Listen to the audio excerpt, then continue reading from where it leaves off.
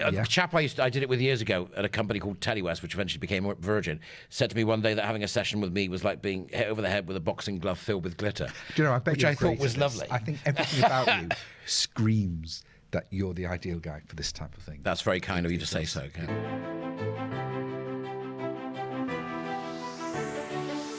Hello, it's Stephen Englander again. It's Between the Spreadsheets, and today I've got with me Barry.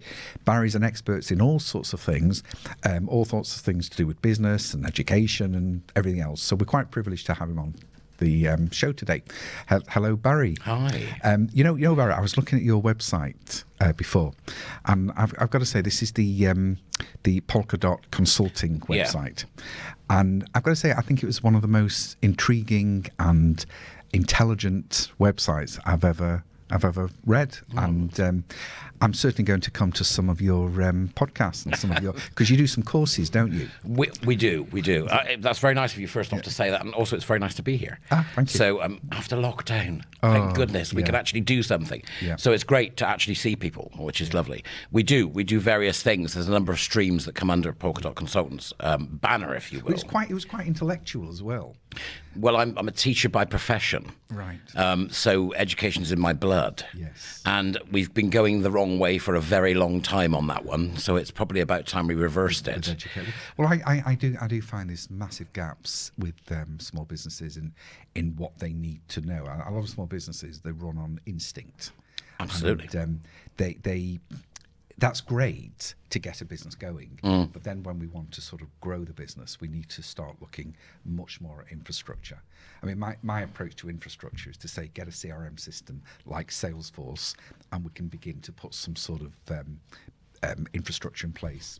But you're not looking at things like Salesforce. We don't, no. You go much deeper than that. Well, what we're looking for is how you're going to define yourself culturally. So if you're an organisation that is 15 strong, for argument's sake, and you want to grow to 40, that's a tall order. It is. Even when you've got the money coming in. So you might have the business, right, it's coming, but to effectively get that to 40 and to be able to do what you say you're going to do with that business is a different ballgame altogether. So I'm looking much more at, how are we recruiting? What does the framework that the organisation looks like in terms of skills, knowledge and ability?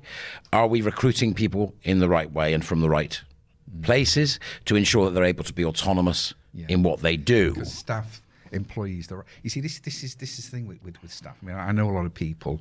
I know we were talking before about the amount of entrepreneurs that get to a certain stage. It's like, I think I mentioned my father before, that he's run businesses over the years, making bags and wholesaling bags, and he's reached a stage with a lot of them where he's grown beyond his knowledge base, where he's very good at making the bags, very good at selling the bags, but then when it comes to a certain level, he's got to let go of these sort of areas and concentrate on managing the business, which invariably means managing people.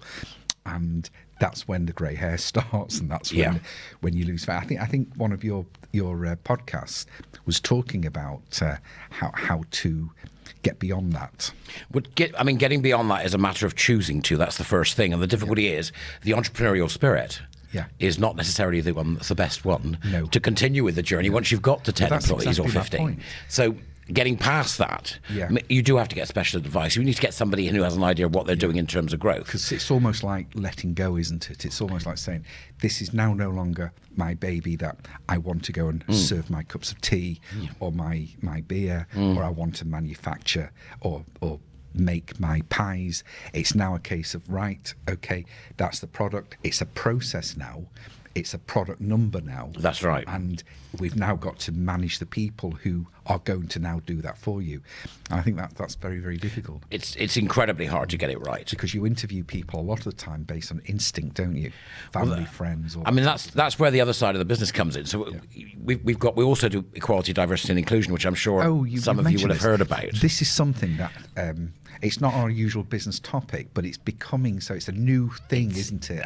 It's certainly moving out from corporate and academia and starting to interact more start off by telling me this about the new policies coming in with it EDI? Well, equality, diversity and inclusion, in some cases, what we're beginning to see. What does that mean? First of all, it means, from my perspective and from the perspective of our projects that we do, which is the EDI JESTER project, which is for MDs and senior managers within business. Okay. Is that equality of opportunity is very important, diversity of thought is very important, and inclusivity in action. Well, this is So where I it's got about- confused before, because I know you were explaining it to me and it's still not clear in my head. We've got opportunity... Equality of opportunity. Equality of opportunity. So what's that? That's essentially saying that you put in place the procedures as you grow Yeah. that mean that you're not employing somebody by your gut instinct, which most people as entrepreneurs do at the beginning because that's what you need. Yeah. You employ people based upon a specific skill set that's got nothing to do with anything other than whether they can do the job. Right. So you might... It seems reasonable. Well, it is reasonable. I mean, you end up in a situation where you might not even like the person. Yeah. Which is not rare because the person that's likely to be able to do the bit that comes next well Yeah. is probably a personality that's likely to clash with the entrepreneur. Husband and wife teams. It's that, yeah, well, yes. I mean, I think Sister and Brother was one of the best I ever did. Should we but go past that little let's, comment? we'll go- let's not do that. So this is equality from race, sexual orientation, yeah, it's the protected characteristics. age. Yeah. There's actually no difference allowed. People are people, no matter what. That's they are. right. I mean, and you're recruiting for the role. Yeah. The person, although it matters if they culturally fit, that's a separate thing altogether. What the role should be is this is what the skills needed for the role are. This is what you have to demonstrate that you've got them. You'll get the job. There's going to be some sort of policy that has to be put in place Yes. as part of every business's That's right. working contracts and Yeah. policies and whatever. Yeah. Probably on the website, probably in... It in would every it would be on the literature. website. It would be built into your recruitment structures, and it would also influence anything you did from that point forward. So what was the other one where you've got equality or opportunity? Equality of results? outcome. Yeah. Yeah, that's a different ballgame altogether. 'Cause We I heard don't that a bit. necessarily want that. No. So just- equality of outcome would mean, for example, that if you were doing a degree, just for argument's sake, from an educational perspective, because I deal with that as well, is that you'd end up with a situation where you'd have 100 surgeons would qualify, but they all had a degree. You wouldn't know whether they had a first, a second, a third, how good they were, how good they weren't. So it's about flattening Yeah. what you would see as the traditional Yeah. outcomes, where people can sometimes do better than others. So really, it's pass or fail, succeed or don't. Yes. But the bars won't be set that high. I No, it presume. won't, because they want to include everybody. So now, what would be a normal D grade Yeah. could just be a pass along those with an That's A+. right. So when you turn to your surgeon, when you're about to have surgery, and you say, were you the best in your class?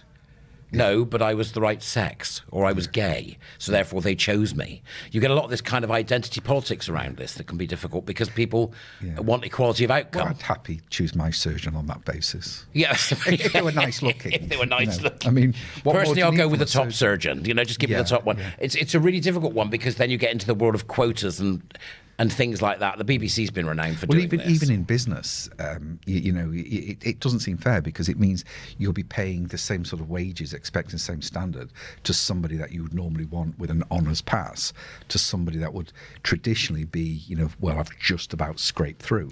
That's right. We wouldn't be able to tell that differentiation at all. That's the bit. It's like this entitlement, and these days it seems to be around everywhere. It's like, I made a cup of tea and you liked it, so therefore I should be on the same wages as the managing director. Absolutely right. Yeah.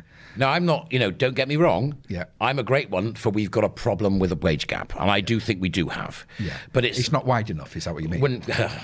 Exactly the opposite. No. Oh, right. But people will be saying, well, we've got this gap and that gap, and these people aren't paid as much as these people. But they very rarely talk about it as a whole thing. Yeah. So they won't say, for example, what we need to do is bring everybody up. Yeah. It's they need to bring other people down. So what you end up with is you've got to take it from somebody to give it to somebody else. It's like Asda, the thing with Asda, you've got everybody in the company is on the same level, but that's not fair because some people, the reasons why they're in management or they're in a more skilled job, and some people are in a less skilled job. Why should they be all on the same wage rate? Well, it doesn't make any sense, and of course, it's not human. No. I mean, that's the other thing. So, one of my friends who works in a private care home, for example, was quite interesting on that one. It wants to go into management. Well, the pay rate is so small between management, and there's no point. Well, yeah, all that you extra get all the stress. extra stress that you mentioned about, when you're managing employees. Yeah. So you really are you're in a situation whereby equality, diversity, and inclusion is becoming a much bigger thing. People are seeing this all over the show And now. the market is not allowed to decide who gets what anymore. No. Which seems to be a bit odd. It's a bit as well. odd. Yeah, it's a bit. Well, I think there was an old thing about communist Russia years ago where they said, we pretend to work and they pretend to pay us. Yeah. So I think that you've got to be careful of what we end up with as a But they did situation. play a lot of chess, so... Well, yeah, they did, didn't they? There was gymnastics and chess. Yeah, yeah. So I don't see how any business worth its salt would want to let that anywhere near what it's doing, because then it would cause, and not only that, it causes rifts. Yeah. So, you know, very, very difficult. Coinbase was a very good example I mentioned earlier. Yeah, you did. You know, where he said, we're not doing this. Yeah. You know, we're not, we want to do this properly, and if you don't like it, here's an exit package. So and then you've got this equal, so just going back to this equal sort of everything and the policies you've got to come in place, you put in place, that could prevent businesses from doing business with bigger companies because they're looking for these policies now. That's right. And I think a lot of small businesses, it was like when we had the data protection stuff coming through. Yeah. They don't realise that it affects them, and it takes longer to trickle through. Absolutely. Even your employment spread. There's always been you've got to have, after you've employed a certain amount of people, you've got to have a diversity split. You've got to have people from different cultures and backgrounds in there. That's what you're looking for. Yeah. But you have to. What they're really looking for is for policies and procedures that ensure that you're not treating anybody any more fairly than you would treat anybody else because of something that comes under the protected characteristics: sex, marriage, pregnancy, everything else that comes with it, race. So that's what they're looking for. It is confusing. It seems confusing. I just want to run a business. Yeah, that's more and more difficult these days, I'm afraid. Yeah. So if from their perspective, if they're a small business and they're looking to grow, not building this in at the beginning will mean a lot more trouble down the road. What we've got here, obviously I'm not an expert on this type of thing, but you are. So if anybody would like to talk about the EDI, lead it and live it, and they feel that you're going to be affected with, to be honest with you, if you're employing more than 5 people, you probably are going to be affected. At some point it's going to hit you on the head. If you'd like some help in drafting the policies or talking to someone for advice, they can contact you. They can give, just email us. Your email will be coming up it will come on the up. screen and contact you direct. But as always, if you're a bit shy, talking direct to Barry, then you can contact me and I'll pass your details on.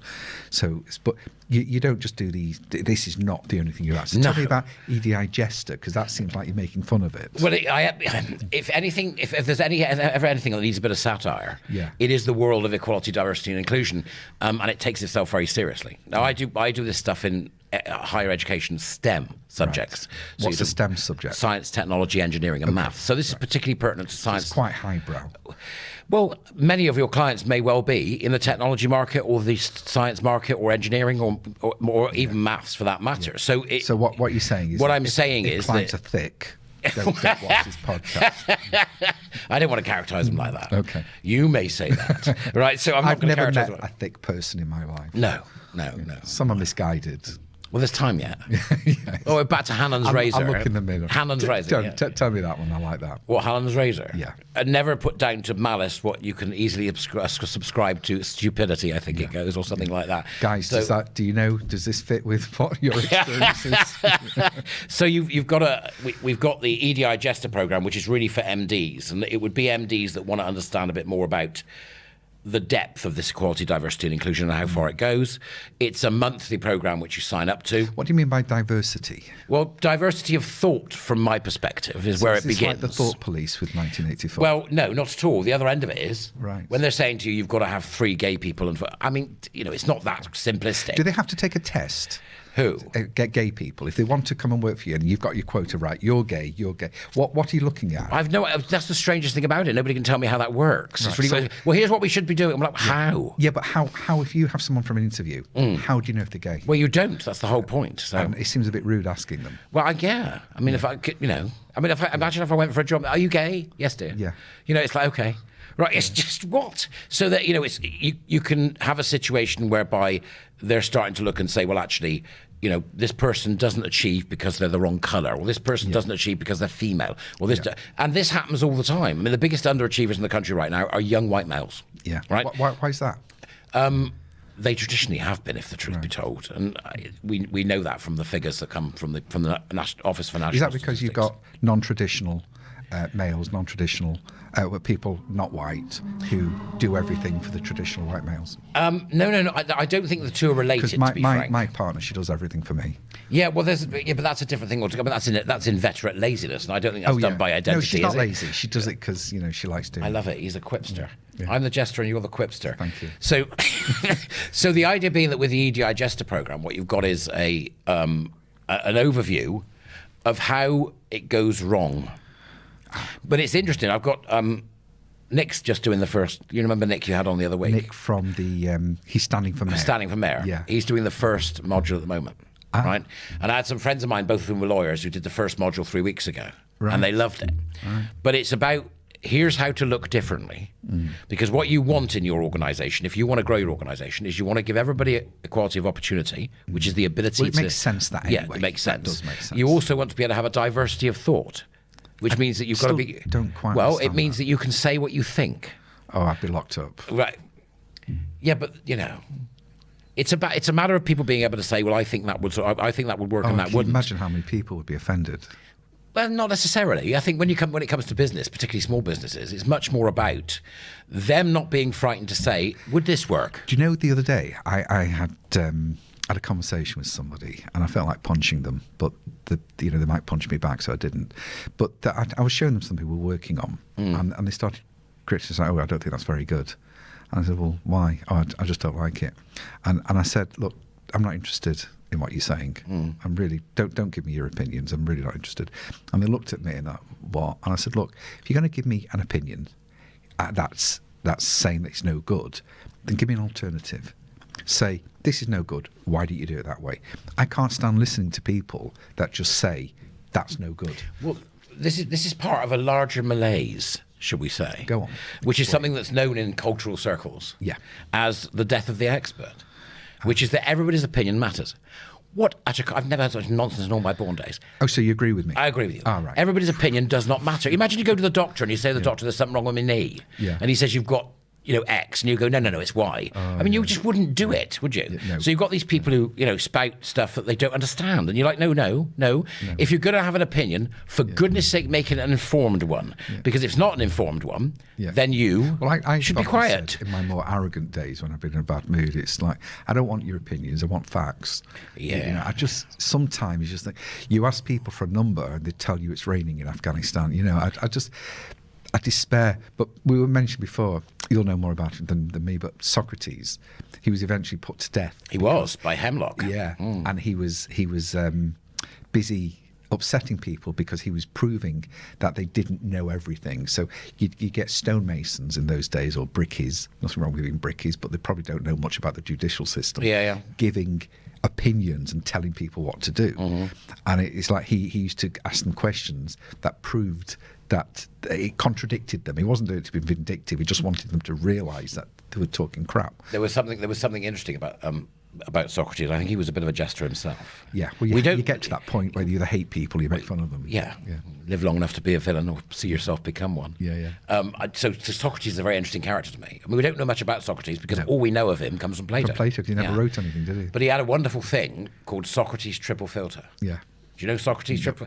I love this, and I use it all the time. I've got less friends because of it, but I shall pass it on to all you good business people. I've got my personality for that. I shall pass it on to all you good business people, which was Socrates was walking down the street one day in all his, his flowing robes with things wrapped up under his arm, looking terribly studious. And his mate comes round. Did he come back from a wrestling match? I don't know where he'd been. Didn't he used to be a wrestler? Socrates? Yeah. Did he really? I think so. I think they all were. Plato was, anyway. They used to all do that, didn't they? Yeah. Yes, they did, didn't they? Yeah. So he's walking down through the forum, and his mate comes up to say, "Here, Socrates." He says, "He's from the West Country, this chap." Yeah. He says, "Here, Socrates." Yeah. He says, "Have you heard what's happened to Caecilius?" Socrates said, "What? Have you heard what's happened to Caecilius?"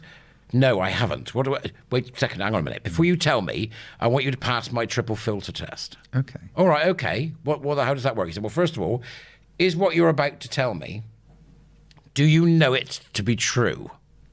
At which point, his mate said, well, no, I bumped into Ben. Ben said that Caecilius... Right, okay, so you failed the first one. Let's try the second one. Yeah. He said, is what you're about to tell me, do you know it to be a good thing? Well, not really, no. What happened was, Caecilius was in the sauna. Socrates said, hang on a minute. Right, he said, and before we finish, my last one, you may get it on this. He said, you failed the first two. He said, tell me, is what you're about to tell me useful? At which point the guy said, not really. And Socrates said, let me get this right. You're about to tell me something that you don't know is true, that isn't a good thing and isn't useful. Why are you telling me? Yeah. And we have a lot of people that do that constantly. Well, I've got this guy, he honestly, I can't stand listening to him. I said to him once, if you get a plastic penis and glue it to your forehead, you won't have to talk and people still know what you are. That's rather wonderful. Yeah, but you use that again. No. Oh, okay. I just call people grievance gerbils. Grievance Don't be a gerbils. bloody grievance gerbil. I've had enough. Stop your wibbling. That's it. So, you know, I think the situation as it stands at the moment is that all the stuff that I'm dealing with right now is going to affect business. It doesn't matter what size you are. it is, yeah. Because the problem is the supply line. If you're government in particular, but if you're doing business with other organisations, then you're going to find that they're expecting to see certain things from you. And one of those is to have the right procedures in place to ensure that you're not discriminating. Now, nobody can argue against that. No. You know, because I saw it years ago. I'd be sat with people who were learning recruitment and they'd be interviewing a woman and the first thing they say to her is, are you going to have a child? It's like, what are you doing? Stop that. This It's discrimination. none of your damn business. It surprises me with businesses because businesses are about making money, about pushing them forward. They've got other things going on. Any other agenda is maybe we should look at closely before allowing them in business. But being sort of like discriminatory is not in the interest of a business. No, not because at all. if someone's black or Chinese or Jewish or gay or whatever. matter, does it? Well, no. It doesn't matter. And in fact, to go against that is the most stupid business thing. And not only that, it's now expensive. Well, I mean, the payouts from the courts are enormous. It just doesn't make sense. I mean, I've got to say that in many ways I feel very naive because, we deal with thousands of people over the years and I've not come across very much racism or this type of problem because business owners tend to do what makes the business go forward. Absolutely. And I think maybe if there's a problem, it might come from middle management or management rather than the owners. Well, it tends to foster itself quite well in HR. Yeah. So you can guarantee it's going to be there somewhere. And they're there to help alleviate Or that kind of problem. sort of like maybe someone's a bit inadequate and they use whatever they can to say, well, you're picking on me because I'm... Well, that can happen, unfortunately. Yeah. I've seen both. I've seen it so blatant you can't understand why anybody could be so nasty. Yeah. And I've seen it the other side, Brian, which is I can make a few bob here because I'm gay. Right, yeah. Right? So, but businesses need to be aware of the fact that we're not talking, give them $4,000 and they'll go away. It's in the hundreds of thousands. So is this insurance ready for this type of thing? I don't think they'd cover it. Right. But So you're talking about the business would have to pay it. yeah. And it would put most businesses out. Small business would be done. Contact your insurance companies and just see what's going on. It's very difficult to follow the letter of the law, the letter of these policies. There's always an angle that if somebody wants to have a go at you, they'll find a way to have a go at you. I think the easiest way to think about this is that you have to prove you weren't. Forget the idea that they have to prove you did. Right? If you think about it that way, then you make sure that you've got stuff in place to begin with. That if anything goes wrong, you can say, well, hang on a minute. Here's our policy. Here's our procedure. This is So what as we say. long as you've got the paperwork in place. Doesn't guarantee, but if you want to minimise and you know as well as I do, you can never minimise all risk. No. Wouldn't that be wonderful if we could? All right, stick your money on that share and we'll be fine. Yeah. Just going back to your training, I actually think that there is a massive lack of real hands-on business training. There's a lot of academic training. It's gone. Yeah. Why is it gone? Why can't we E-learning. just... Sorry? E-learning has replaced it. Yeah, it doesn't work. Or e-learning, as I call it, reading. Well, exactly. And reading from a screen. If you were going to do it, you'd do it at any rate. I mean, one big problem that people have, a massive problem, is sales training. It's understanding your customer. It's how to communicate with people. Yeah. And I know that's something that you're... I've done a lot of that. Yeah, I've done a lot of that in my time. That, yeah. So how are you still doing that? I do. The difficulty with sales training is it's expensive. Yeah. What's called expensive? Well, it's charged per head. Right, Because it's done on the basis that these people are going to go and earn you a fortune. I'm trying to get people to do more in sales training. I'm trying to do more. So I want people to know now the sort of price range, the sort of investment they've got to make. Yeah, if you're looking, it would be very, very product specific. Yeah, So and we're for not going to example- hold you to this. No, because but everything- for example, I'll just give you an example. Ballpark, yeah. I was working with a firm that recycled Amazon's cardboard. Okay. And they were going out from Amazon and they were going to go and get other people to come in. So that was somebody who was doing a consultation that might last 3 or 4 weeks. Right. They'd have 4 or 5 visits with the individual. Now that's massively different from somebody walking in a shop and the shop owner going, right, oh, what are you looking for? Yes. So there's the 2 different types, right? Yes. So this type you've got, which would be a smaller business, I suppose. You'd be looking at probably a 2-day course, which would probably run at about £400 a head.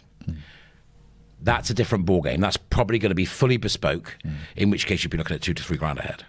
So it's all about whether it's bespoke, what it is that you need. This training sometimes with especially sales training, is that you can have an initial, everybody, this is what you've got to do, but it takes a while for it to sink in. Oh, right, so yeah. you need refreshers. Well, So it's the coaching. Yeah. So you tend to It's do... the coaching. Yeah, that's it's the probably coaching. better. Yeah. Coaching people So to sell. what you tend to do is, if you're a small business, you'll have maybe 2 or 3 salespeople in your business. Yeah. And then you would have them go on a basic sales skills course so they can get the idea. But then you would go for some reflective practice with the person that provided it, which might be me or one of my even manage chaps. them, even not manage them, but coach them in day-to-day activity. That's right. So they can learn to be self-reflective about what they do. Yeah. Now, when I was selling, and I sold for years, you still do. If you run your own business, you're always selling. It was the drive in the car. Like, what did I do? What did I say? Yeah. Did I actually say that? Was that right? Could I have said this? Yeah, that's what would right. have changed? Yeah. What would I have done differently? So from a business perspective, you're trying to get into your business that kind of thinking. Yeah. And remember, we're now moving, whether you sell handbags, as you mentioned earlier, or whether you sell perhaps websites or whatever service it is you're giving, we're now moving from an economy that was based upon atoms to an economy that's based upon bits, right? So we're starting to sell more services than we are products. Yeah. Plus, we have a system that's harder to sell to than it's ever been before.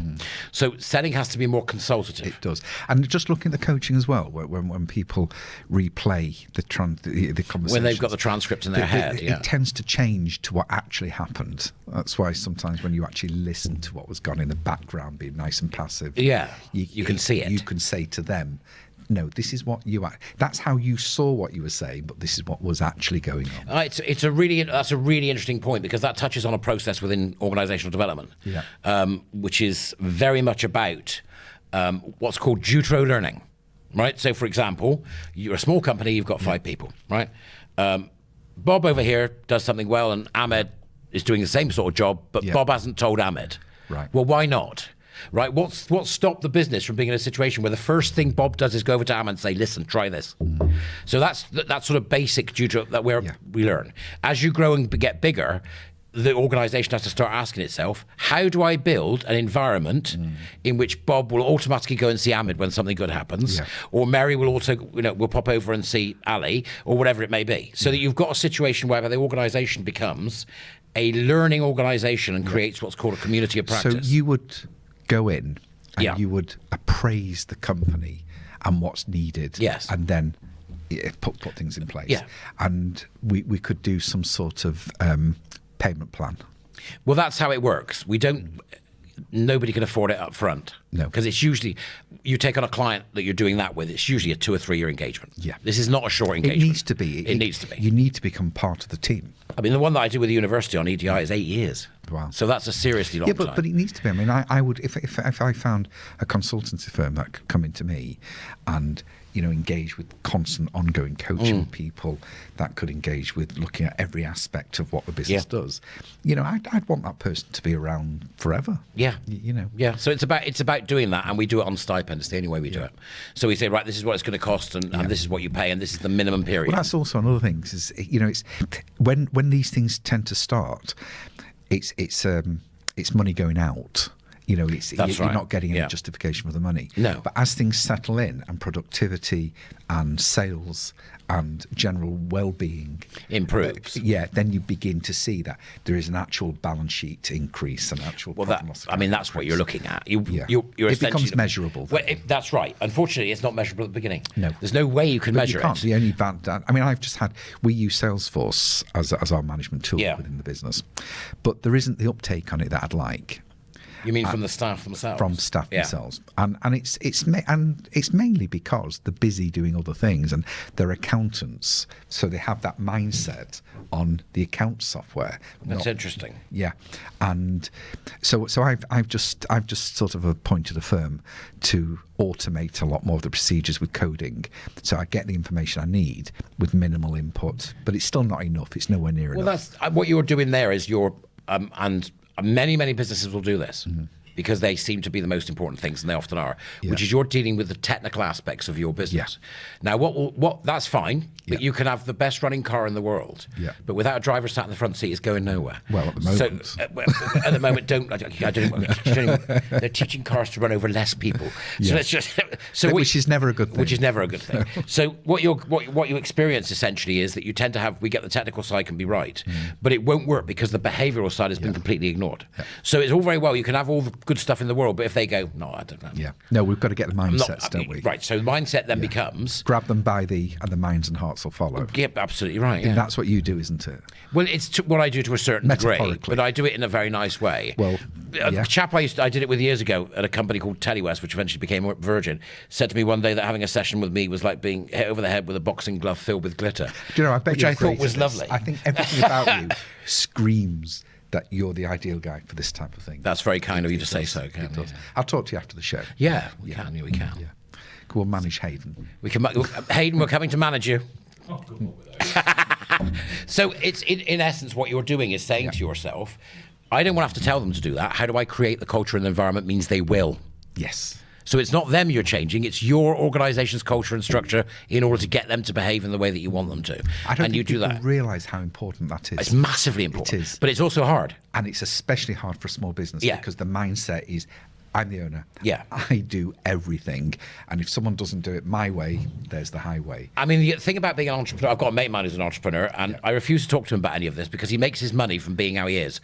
And if I talk to him about this stuff, he'll stop being like that, and then he won't be able to make his money. Well, that's so I'm like, when you true. get bigger, then I'll talk to you. But that is the whole point of this. That smaller businesses have a certain mindset, and if they're happy being a smaller business, if they're happy making a living, stay where you are. Then that's fine. There's nothing wrong with that at all. No. There isn't. I mean, there's lots of people that make money with them. I mean, there's a new fad with them selling coffee from trucks, yes, caravans and trucks and things, and that's great. And if you can make a living and you get what you want from it, that's great. But there are other people that with these trucks that are looking to franchise, they're looking to grow the business, they're looking.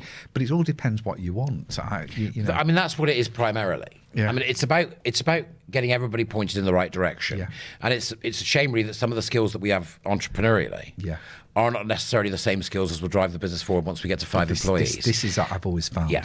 It's been something that's taken me a long time to learn, that a lot of people like to stay where they are. Yeah, they do. Little hassle as possible. That's why my services are great. There's a little plug, because we say just bang all your paper in a box. Stick it in a box and we'll do it. Yeah. I think that's going to become the way forward. We have to be very careful about this, because what we're seeing is automation enabling a lot of things. So when I was working for the DWP and Home Office, the Home Office? Yeah. What were you doing at the Home Office? I can't tell you. Oh, okay. Teaching. But it was leadership and stuff like that. But I can't go into specifics, obviously. But I used to love it. But at that time, they were seeing automation arrive. Right. And the DWP went from something like 160,000 employees to 75 in 8 months. So you were the Axeman. I wasn't the Axeman. I would come in and train the managers. But all the people that were at the bottom level, AI, which was essentially admin, gone. I mean, why would you pay 4 people to do something when you can click a button and the algorithm does it for you?